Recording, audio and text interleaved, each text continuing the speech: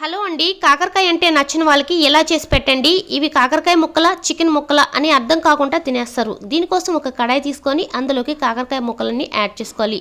ఆ తర్వాత కొద్దిగా ఉప్పు, కొన్ని వాటర్ వేసుకొని స్టవ్ మీద పెట్టుకొని ఉడికించుకోవాలండి.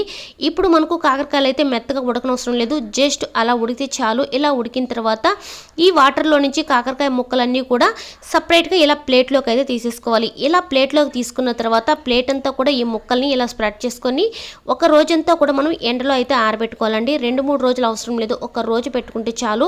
ఇలా ఎండిన తర్వాత మనం కడాయి పెట్టుకొని అందులోకి ఆయిల్ వేసుకొని పోపు కోసం పోపు దినుసులు, ఆవాలు, జీలకర్ర, తెల్లగడ్డని వేసుకొని మనం ఫ్రై చేసుకోవాలనుకుని ఈ కాకరకాయ ముక్కలు కూడా యాడ్ చేసుకొని లైట్గా ఫ్రై చేసుకోవాలండి. ఎక్కువ కూడా ఫ్రై అవ్వకూడదు, ఎందుకంటే బాగా మాడిపోతాయి అనమాట. తర్వాత పసుపు, కారం, కరివేపాకు వేసుకొని మళ్ళీ ఒకసారి లైట్గా ఫ్రై చేసుకున్నామంటే చాలా టేస్ట్గా ఉంటుందండి. చేదైతే అస్సలు ఉండదు. చికెన్ ముక్కలు అనుకొని ఇంట్లో వాళ్ళందరూ కూడా ఈజీగా తినేస్తారు. Bye bye.